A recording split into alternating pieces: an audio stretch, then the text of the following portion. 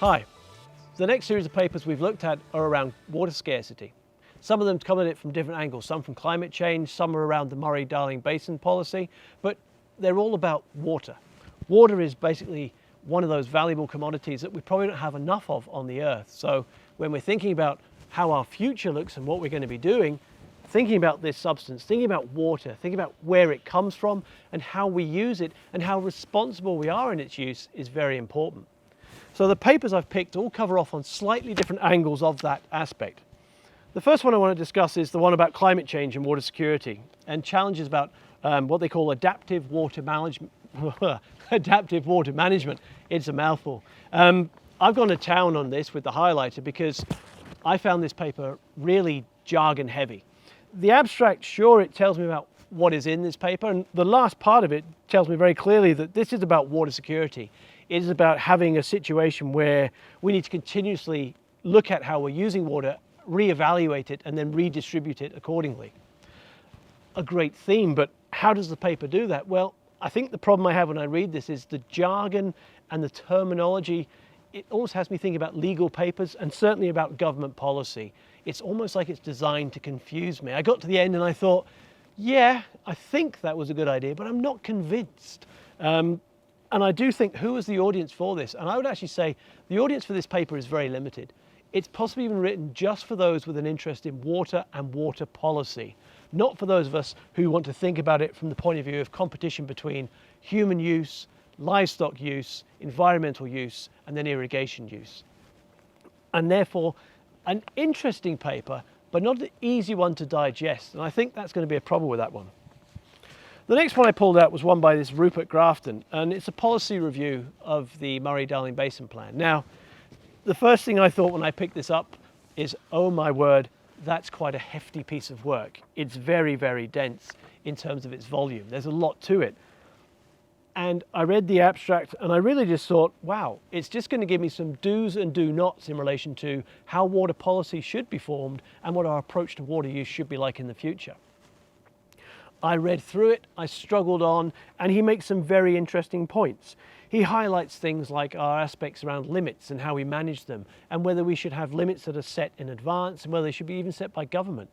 He makes fascinating points around the fact that the Murray-Darling Basin Authority actually wrote probably the best scientific review of how water is basically accounted for and could be utilised in the Murray-Darling Basin. And yet that review, that only scientific body of evidence, is what was swept aside in 2010 and into 2012 when we saw Murray-Darling Basin reforms. He also highlights, I think, that the driver for much of that is political. It's not about altruistic, it's not about our needs or the needs of our environment for water, it's about people trying to win votes. And that, I think, unfortunately, is probably very true.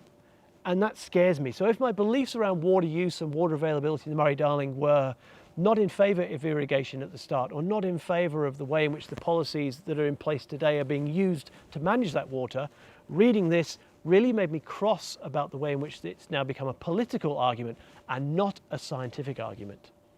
An interesting paper, well written, easy to access, just long to really get to 2 pages of what are the do's and don'ts around that management, that water policy, but an interesting one all the same. The final one I have is by a group of 3 authors, and it's not only around understanding the water impacts of scarcity, so again, the issues that we've had with both the millennial and even the current drought, but the social-economical demographics that are affecting the farmers in those communities. The Murray-Darling Basin is basically the food basket of Australia, and I think all 3 of these papers use that terminology. What does it mean? Well, it means there's competing use for livestock, there's competing use for irrigation, there are competing uses for environmental flows, and they are recognised. It talks about the fact, though, that what happens to the people that live in this landscape. It highlights that only 20% of the farmers in the Murray-Darling Basin are actually irrigators, that 80% of them are dryland growers or dryland pasturists. And I think that's something to always come back to. So when farmers are getting a hard time from politicians because of irrigation practices or misuse of water, that really is the minority of the minority already. So it doesn't always reflect good agricultural practice. In terms of methodology, it's incredibly detailed, and it's looking really at, because of that social economic type of approach, It's looking very much at the psychology, and it's looking very much at a systems analysis of farmers. I found the methodology in here quite complex, quite evolved. Some of the modeling is actually fairly simple. And if that scares you, then, well, maybe that's okay. But it's a detailed piece of work. And really what it's saying at the end of the day is, you know, when we approach our attitude and management of this water, this rare commodity, particularly in our Murray-Darling Basin, with its phenomenal impact on such a large landscape, it's important that we don't just think about the water, that we also think about the farmers in that landscape, that we think about the communities that those farmers are part of, because all of that landscape, from a human perspective, is impacted by drought. All of that landscape has its mental health challenged, and when that is challenged, things can go really wrong really quickly for those individuals.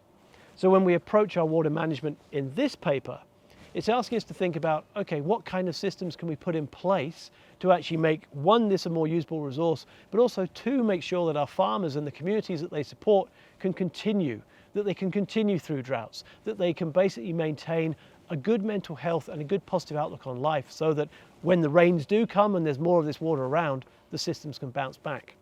To me, that's a fascinating paper and a real insight into mental health in rural Australia, and how that links intimately with how we manage the water in the Murray-Darling Basin. Great paper. 3 very interesting papers, 3 papers around a very, very readily debated and certainly an emotive aspect of the Murray-Darling Basin and how we manage it.